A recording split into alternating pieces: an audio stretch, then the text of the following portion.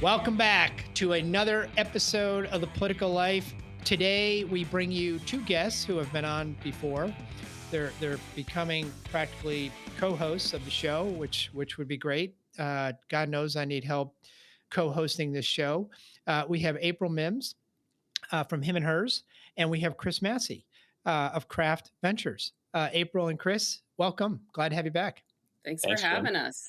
And I just want to say from the beginning, for this show, you are co-host, so I am not running point. I am not carrying the ball. I will kick it off, but then I will just sit back and let others run with it. But we talked just briefly before, and I was going to start with where you two first overlapped in the work world, and it was at Lyft.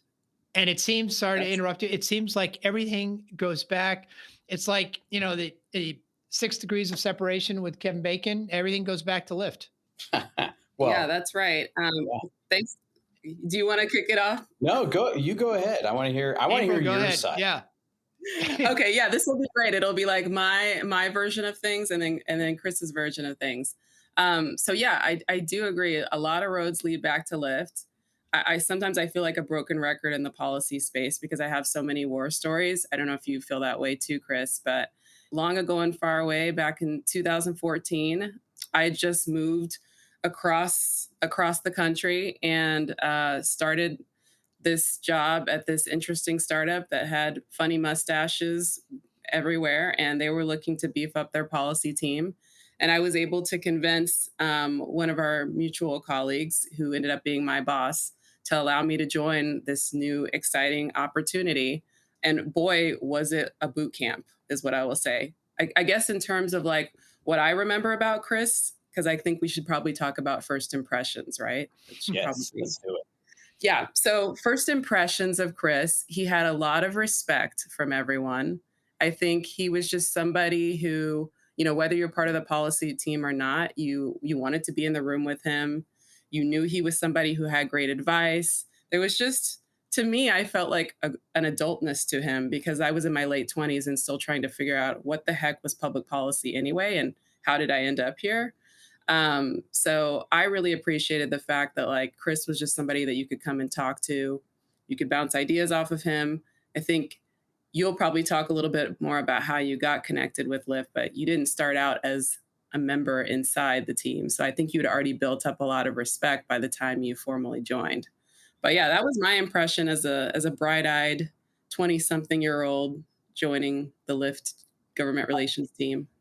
Well, I appreciate the nice words. I think the reality is I was kind of the fun uncle at that point, and that has maintained itself. Hopefully, the fun part, but definitely the uncle part. Yeah, I mean, we had a lot of really smart and talented people that joined that policy team early on, and they really encompassed like a broad spectrum of abilities that complemented each other. I've never really seen that before, and maybe more after, because I think we sort of broke the mold a little bit. But my impression of April was, all right, we've got, number one, someone who's clearly smart. Like I've seen a lot of people grasp messaging and melding it with policy before, but not quite as easily as April and some of our other Lyft team members. She brightens a room first and foremost. And if you're going to be in this space, if your job is to interact with people on a regular basis, you better light up a room. And April does it effortlessly. She's brightening up this podcast effortlessly. So, I remember coming in and like first, I think did you start doing Texas immediately? Oh, yes. I've got some more stories there. Yes. I was put on Texas. I think literally the criteria was, are you from Texas? Were you born there? Now you're going to do Texas. I also think I was sort of folksy, right? Like people could kind of get along with me. And so it felt like I had a little bit of a Texas vibe. But you were in the room with the decision makers, Chris. So maybe you can tell me how I ended up on Texas. Well, as I recall, because April brings this sort of effortless charm that embodies kind of the California laid back aspects of what we already had from a leadership perspective and what the company was sort of just putting out there. And then you add the Southern charm as well. And it was an easy transition. There was a bit of, look, it's all hands on deck, and it doesn't matter what market we're launching. And we're talking about a time not when Lyft was like getting was looking at potential threats or had any sort of specific legislative or regulatory policy initiatives it had to push back on. This was the beginning, so there was those conversations were just starting, and we're talking about entering marketplaces and doing it the right way, right? Like working with our launch teams and figuring out, all right, who do we need on the ground? What consultants do we need to hire? Who's going to be the best person to convey the message and the long-term mission of Lyft? And for Texas, there was a couple of different options we had, right? There were other people from Texas. There were others that probably would have done well there, but April's background and her ability to talk freely and also be respectful really kind of fit what we needed for Texas. And it just was a natural fit from my perspective. We were also like trying to manage a bunch of different markets at one time. Right. So, and we had one day where we launched 20 some odd markets in one day. Mhm. And the lead up to that was painfully like consuming. Well, Massey, I remember that I actually joined Lyft right after, I think it was April 24th, Yep. launching 24 markets in like Right. 24 hours. And so there were a bunch of us, like some of my colleagues that joined right after that launch. As you can imagine, kind of the regulatory landscape exploded a little bit after that. So that was definitely a very exciting time to join. And I think you're right in that, like, when we think about a lot of times public policy, we sort of think of different issue areas, like, is it insurance? Is it background checks? Is it vehicle inspections? Like, it became all of those things. But literally, our job was, we were ambassadors, right? We were coming in, we were like, hi, legislator that may not even have a smartphone. This is a smartphone, and this is what an application is. And you can go on here and you can meet some, you can figure out who your driver is. And so in some ways, there was some like business development aspects of it, not to overstate what our role was, but like, I feel like that was much more a part of it in the beginning days, which was very exciting if you're someone who just loves technology and loves new ideas and innovation, because you really had the opportunity to introduce this new exciting industry to a whole group of people who had zero exposure to it. I think that's right. And I wasn't there for this, but I remember, I think it was Madison, Wisconsin. Somebody had gone to meet with the alder people from Madison, Yes. Wisconsin. And, going into the first couple of meetings. And do you remember who this was, by the way, April? Who the person was? I think Yeah, it was might like, have been Joe. I thought it was Candace, but Oh, yeah, it could have been Candace. I think I was shadowing her because I did do a stint in Madison as well. Well, and that there was some meetings with some alder people, and I think there was an alderwoman from Madison who, let's just say wasn't the youngest person available on the city council at that point. And there was an explanation of what Lyft was, what this app really does in terms of, and we were all, obviously younger, and our team was very savvy with a smartphone already. So, and we're only a couple years into iPhones at that point, right? Yeah. And is explaining what this app does and why it's a benefit to the community, and talking about, you can go on an app on your phone, you have all your information already plugged in, it's geolocating you, it's much easier to get a ride that way. And this older person said, so I can get this on my phone, and proceeded to unflip her flip phone and say, how does this work? And at that point, like, I don't think anybody had come across that specific conversation. It's like, all right, back to the drawing board. We got to figure out how we explain this to generations of people that had not yet embraced the smartphone. Exactly. I think in Texas we would say, bless her heart. That's the phrase. But yeah, and you know what, you're speaking to what I think is so interesting about being in an environment like Lyft or any sort of quickly, rapidly developing startup is literally sometimes the product would change as you were traveling to these states, right? Because we were really on this world tour where you would like wake up and it's like, good morning, Detroit. Like, where am I today? Talking to these various city council members. And sometimes as you were like sharing the messaging, you're getting a text message or you're learning from headquarters that like the app has evolved or this particular business part has evolved. And so it's a great example of like just having to refine the messaging over and over. And I remember for that specific issue, we sort of developed this idea that, if you're speaking to somebody who maybe doesn't have access to that technology, it's like, well, your daughter or your granddaughter or your grandchild can call a ride for you. You're not going to be left on the curb waiting for, a taxi to come and get you.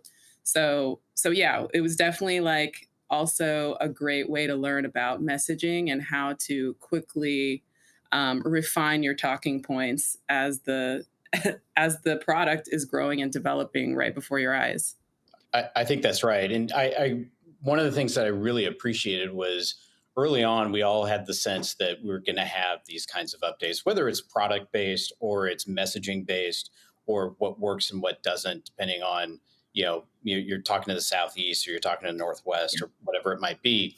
So one of the things we did early, well, we always had a weekly, like sort of all hands that for the team. So we could talk about things that are going on and messaging that worked or didn't work or any changes or anything like that. But we also did a pretty regular, and Jim, you'll be interested in this, we did a pretty regular conversation with all the consultants. Mm-hmm.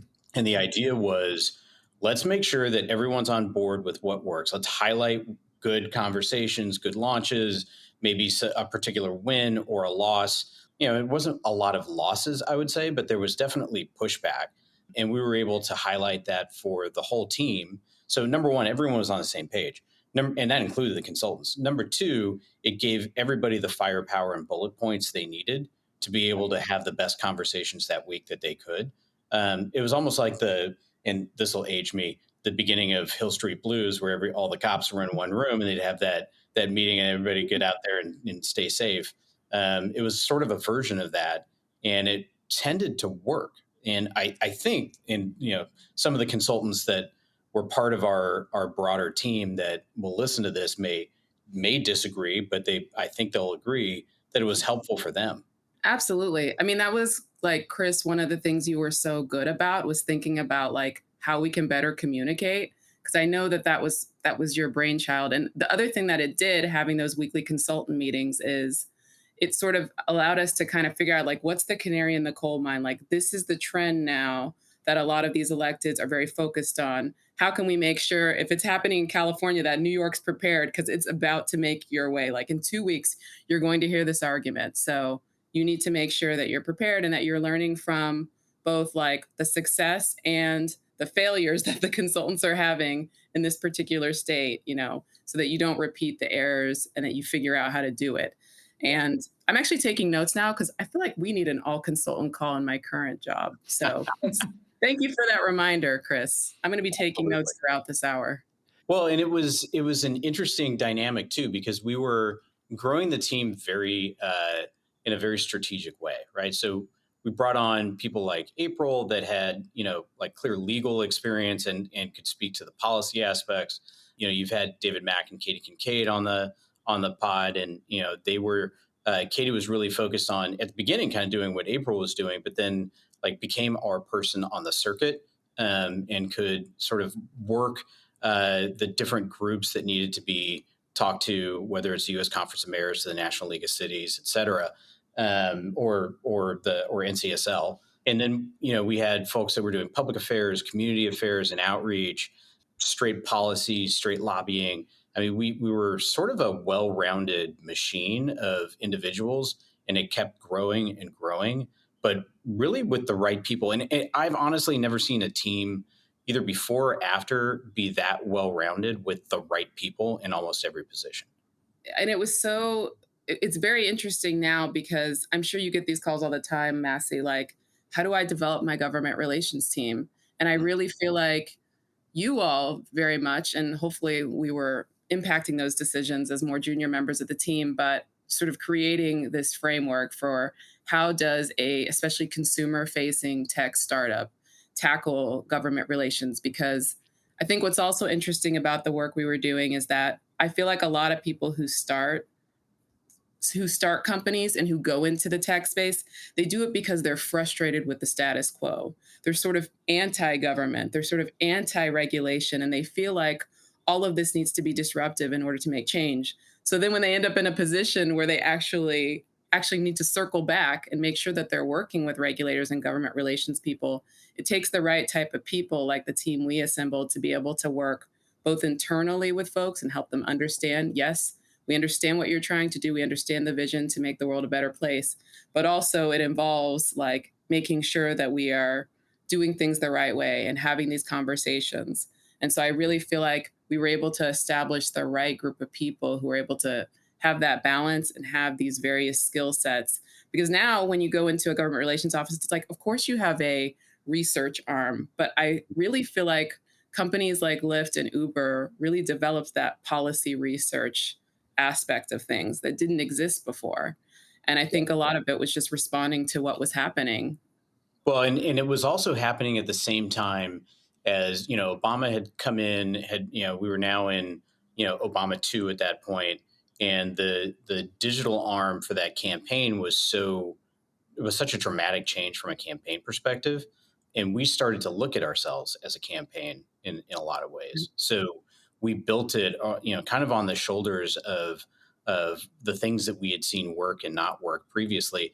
I don't know that this is for sure true, but it seems to me that, from the Lyft, Airbnb, Uber teams, that a lot of the more traditional teams have changed to encompass this as well. I mean, there were definitely aspects of this that existed with a lot of the older companies, like I would say the traditional, large, Fortune 500 companies that already had GR teams, but a lot of them focused on that policy, right? You're in Exactly. oil or energy or or retail or whatever, and you've got sort of the policy specific people, and then they might surround themselves with some aspects of public affairs, comms, or whatever that could be part of the team or could be another part of the company, or they'd bring on people outside.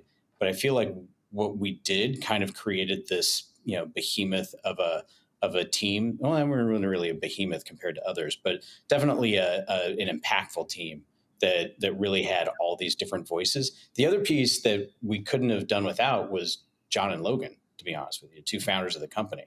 John was a Mhm. huge believer and still is in government relations policy being a significant arm, and that was by Yeah. necessity, in a lot of ways. But it was also a belief from him that we needed to grow in the right way.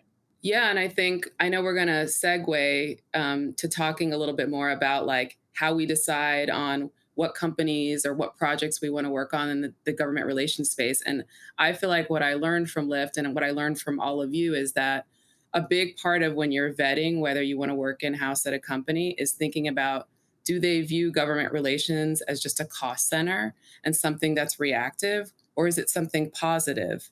Is it core to their business? Is it helping them to grow and to establish more relationships and to prevent and mitigate what's coming down the line?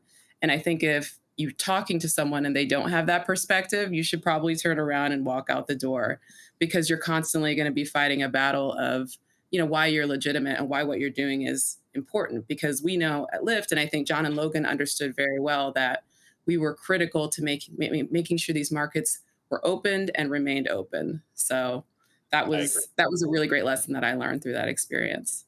I'm curious, Jim, what your thoughts are on. I mean, you've definitely talked to a lot of the Lyft alums in the past, and you've seen a number of GR teams kind of come and go and grow and operate. What's your perspective on how things have changed over the last let's call it the last 10 years in the government relations space? Well, I think it's very interesting what you all were talking about in the team and the model that you created at Lyft, and how it seems as if that is being copied, over and over again. And when I'm done, I want to ask both of you, do you get a lot of phone calls from startups who are beginning their government relations asking, because you must get phone calls saying, look, we're about to launch X. We're going to have a huge regulatory piece. can we pick your brain as to how to best set that up? I was laughing when April, when you talked about the grandmother and you went to the daughter and the granddaughter. That was a perfect way to explain it. And hearing those kind of things on those 50 state calls is helpful, because then I instantly thought, well, even if the grandmother doesn't have a phone or not for her, you can say, look, your daughter and granddaughter now will have another option to get a ride somewhere when they're, stuck at night or whatever. They won't just have to dial, the 1-800 taxi number. And that, I thought that was a great explanation. And so when you're on those calls and you hear those stories, it's really helpful, because you can also hear what didn't work. We went in and we said X, and it didn't work, or this did. And so those those get-togethers with companies and those 50 state calls, or never 50 states, but what they call them, are usually pretty helpful. But back to you guys. Well, first, is Katie back from her world travels? I know during COVID I'd see her up on Facebook, like in Thailand and other places. Is she back yet? I know. Shout out to Katie. Yeah. We have to make sure she listens to this episode. I'm sure she's tuning in a lot, but again, because she could be anywhere, like, we just have to make sure, where in the world is Katie that she's responding. I know she was in France last I checked. Yeah. Okay. That's last I saw. Is Portugal also on the list? So we'll have to do a Katie on the road episode. Yes. Katie on the road. That's the next episode. Yeah. Katie in the car. Katie. It's always a segment. Always a segment of Katie Kincaid and where she is. Yeah. Well, we have to use alliteration, right? Because her name is like Katie Kincaid. So we just need another. Well, maybe we shouldn't do 3 Ks, but like, we need to find a way. Sorry, guys. I can't help myself. We need to find a way to have a snazzy title for Katie and to memorialize all of her adventures. As a mom of 2 who's very much rooted where, and has to be rooted where I am. I've been telling her I'm living vicariously through her, and we all are. She absolutely has to update all the time. I demand it. Yeah. Well, I think the next episode we'll have to have Katie on, and Katie will tell us about her travels. But you're right. It's got to rhyme. It can't be Katie's travels. It's got to be Katie's. Yeah. I don't know. We'll come up with something. We'll figure it out. So, and I love how April calls you Massey. Chris, if you, everyone calls me Massey. I think my mom calls me all right, Massey. well, I'll have to call you Massey then. Massey, I can't call you Massey. Chris, have you, you and your other colleagues, whether it's Corey Owens or whomever, all these people that David Mack, April, you guys must get a number of phone calls from startups before they jump into this space. And what are those conversations like? Well, I mean, this is what I do all day, right? So at Craft Ventures, I'm the operating partner for government relations, public affairs, et cetera. And really what that means is I get to help our portfolio founders understand where they need to engage in the broader policy, public affairs conversation, social impact, et cetera. So, I do these calls all the time. In terms of before I joined Craft and outside of Craft, I do get, a fair amount of inbound from, whether it be recruiters or founders that are interested in starting a function like this, asking me how to think about it. I just had a call about this earlier today. And, it's interesting because most companies, and in particular the founders, so a lot of early stage tech companies are founded by either serial entrepreneurs who have had experience dealing with government, or more likely, you've got a former product lead at name your other, startup that became a public company or something like that, that is now building their own version of some solution. And they don't really have a lot of experience in dealing with government. Most businesses are, everybody's regulated to some degree, whether it be privacy or something like that. Or let's say you're in financial services or fintech, and you've got, you got banking regulations. You're in insurance, you've got insurance regulations. You're in healthcare, digital health, you've got healthcare regulators. So understanding where you need to build and how you need to build immediately is pretty critical. I mean, most of my conversations end up being me asking, questions about where they are in the process. And I don't always suggest that they start a GR function. More often than not, I'm telling them, like, you've got to have a mission and a purpose and a viewpoint so that you can articulate it. Best to have that done now. And then when you have to start thinking about being proactive, you can be ready with some kind of a conversation that's going to be impactful.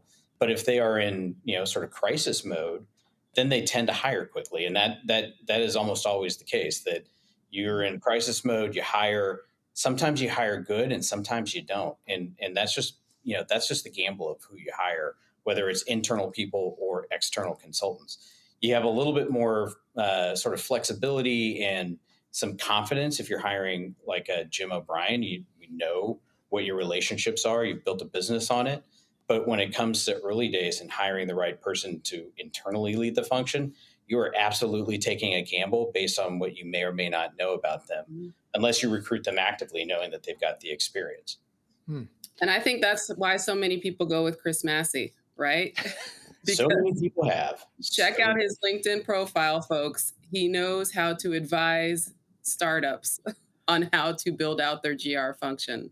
Yeah, I feel like a lot of times by the time people reach out, I mean, I would ask you, Chris, I imagine people are reaching out more proactively now and recognizing if I have a startup and it's disruptive, it's very likely that I'm going to have to work with regulators and legislators, perhaps to change some of the policies out there, help them understand what we're doing. But I feel like a lot of times by the time people reach out, we're already at like level 7 or level 8. yes. And it's like, you probably should have talked to me when you had this idea or talked to a lawyer about it. But I imagine with the success that a lot of the GR companies have had, including Lyft, companies that have GR functions, that startups are getting savvier about recognizing as soon as they launch, they need to be thinking about this, even if they decide not to start a GR function. Is that right? Yeah, they need to think about it. I mean, of the companies I've been at, in the conversations that I've had, most questions are about Lyft and Square, right? Like, how did you build it? What'd you do? Talk to me about the challenges and how you solved them or resolved them. Hardly anybody asked me about Zenefits. And I'm like, that's the one you want to ask me about. Talk about learning the most, right? Like, it was a rocket ship, had its issues. We were able to keep the company from being shut down from a regulator standpoint, because I think we did all the right things after the fact. But that was the lesson learned. And whenever I talk to founders, I'm like, these are the things you need to have in place so you don't get into the predicaments that they were in, or you see other companies in. Like, Theranos is what Theranos is, right?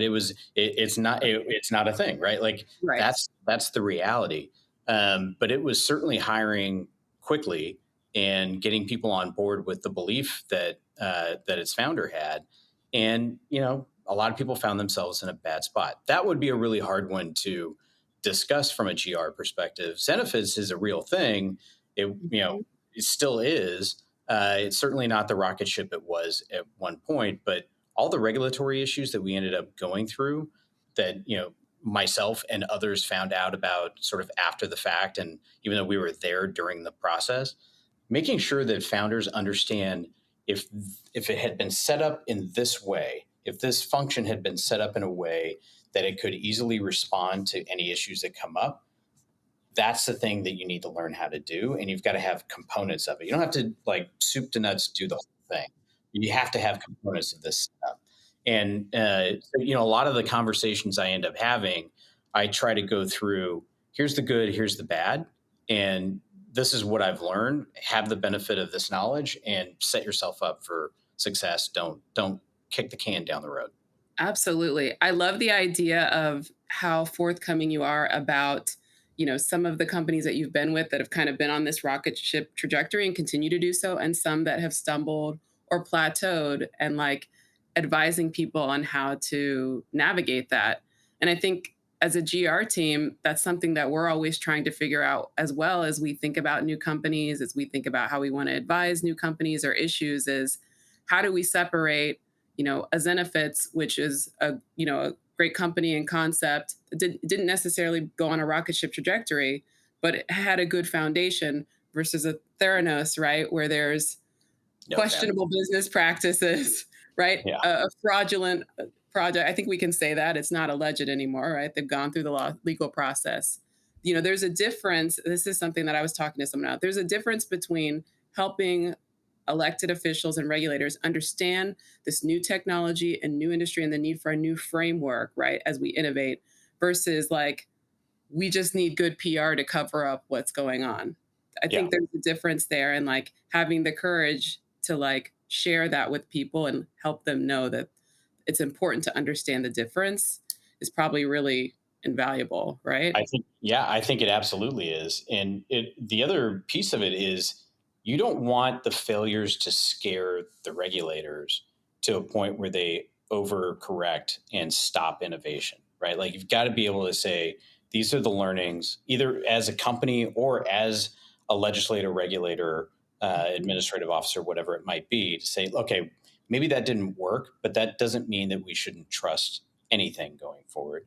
It means that we need to put, even more guardrails on something so that doesn't happen again.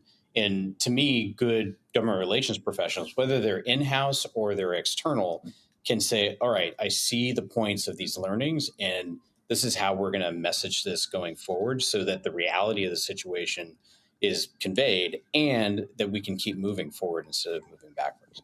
Mm-hmm. Well, Chris, how do you decide? I'm sure you have people knocking on your door, checking out your LinkedIn profile, trying to recruit you to various positions as you have over the past 10 years. How do you, when you're talking to startups, navigate like, this is the type of venture that I want to be a part of? I believe in the mission. I think it's going places, and that I can be of value to this space, versus this is not a good opportunity. It's not a good business model or mission, or there's just no role for GR. Like, can you speak to that a little more? Yeah, I mean, my gut instinct, as April knows and Jim knows, is to say blind luck. Okay, I had to get that in there. There's an element of it that is luck, but there's also an element of it that is, trying to be knowledgeable about what's coming and where the problems lie, having a genuine interest in a variety of subject matters, and frankly, finding the right people that you want to work with. So I've always been really interested in technology. When, even before I was at Lyft and I was a consultant, I was staying pretty close to what was next and what was being reported as being next. And I always thought, man, I'd really like to get in the middle of this hot stove, which it really is. And I also I kind of like the fast paced action of the startup world versus some of the more traditional policy aspects, right? So as Mhm. I have kind of navigated through this, I think I've done it with a knowledge of what to look for just from my own research. And I would tell anybody who's starting to look at getting into the policy space, especially in tech policy, is you got to understand what the funding cycles are, where companies are in the process of raising money, growing. Just because it gets a big valuation doesn't mean it's going to go anywhere anytime soon. Understanding where the market is and where the legislation and the regulatory conversation is. I've always kind of stuck with looking at that and having a clear perspective and what's interesting. This is not an intellectual part of the answer, but I also have incredible FOMO. I always have. And Yeah. so for that reason alone, I probably jumped at stuff that, maybe I should, maybe I shouldn't have. I don't regret any move that I've made, but at the same time, I've definitely seen sort of the trade winds and how things are going.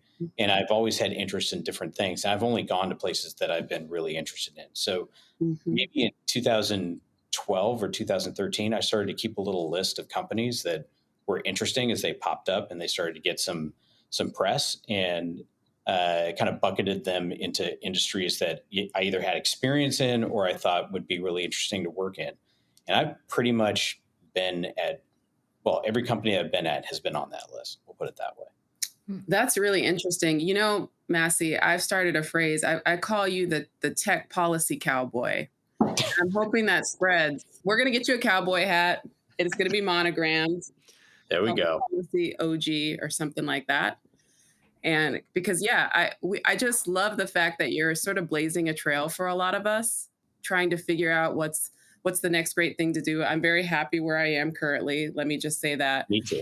Yes, we're all very happy where we are. I just think it's an interesting exercise to explore. And for anyone who might be tuning in who's thinking about, exploring this space or getting into the startup world, it's a really interesting idea to think about what's the next big thing on the horizon. And I find, both at Lyft and at my current job at Hims, when people reach out to me, they're sort of interested in exploring this space. And I think, is it because, we're now on this trajectory, or are you sincerely interested in what we're doing and believe that you believe in the mission? So like, as I'm hiring, that's something that I always look into, because I think they're sort of like the hot companies or the unicorns at the time. But like you said, Massey, sometimes evaluation can be something that is short term, but if you believe in the mission and the people behind it, those are really the things that you should be looking for as you evaluate whether to join a team. I totally agree. I mean, I guess I'd ask the same question of you. I mean, you've had some great experiences, and surely you get the same kind of outreach. What, in terms of your jump over to Hims, which I think I had a little bit to do with, Mhm.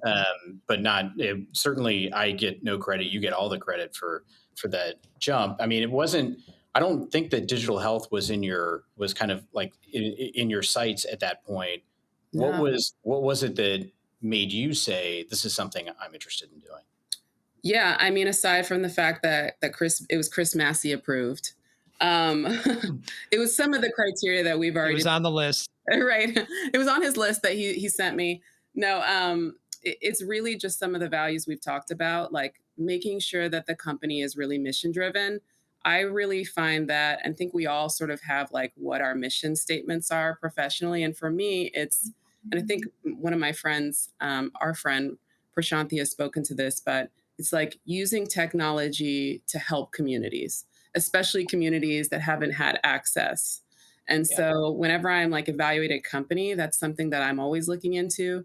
And so as it relates to HIMSS, digital health, we can't think of another industry where there's such a need for access, right? Where there are so many guardrails in place that the patient is not centered at the experience.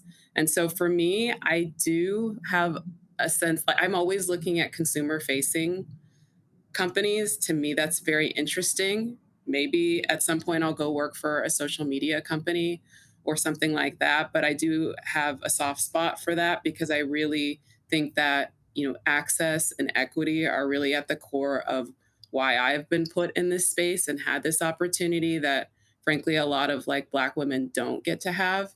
So I really feel like a personal responsibility to keep that centered whenever I'm looking at where I want to go next. And then the last thing I would say is your manager matters, right? So this is just, business 101. But when I spoke to, my current boss, I just felt like she was somebody who really believed in the GR function, really believed in me and what I could do. She was willing to empower me. She wasn't going to micromanage me. She would trust me, and she would advocate for me when I wasn't in the room. Because if you don't have that, I mean, all of the other things don't really matter. So I guess Yeah. that's why the hiring process is so important, because it's hard to gauge all of that when you're just having interviews with people.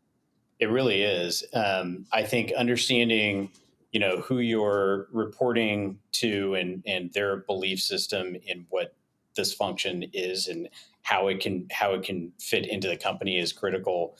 Understanding that, if they don't ask you what your budget would look like, then you should You don't really, have one.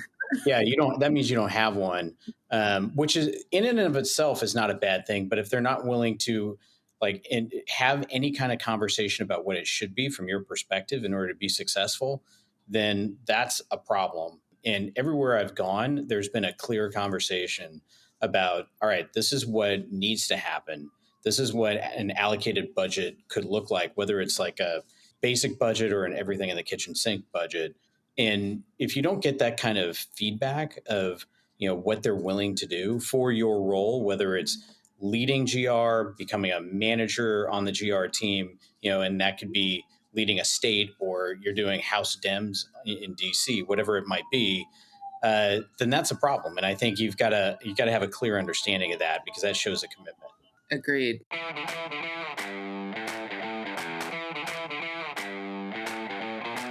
Well, there you have part 1 of the April Mims and Chris Massey podcast. What a couple of great guests to have them on. Great discussion. We, this went on and on and on. We could have kept going, but there is part 1. I hope you enjoyed it, and we will be back with part 2 next week or maybe the week after. Not sure. Probably next week. But we hope you have a great week. And remember, you can follow us on Twitter and Instagram and Facebook. And you can sign up for our email at our website, politicallife.com. And we will see you next week with part 2.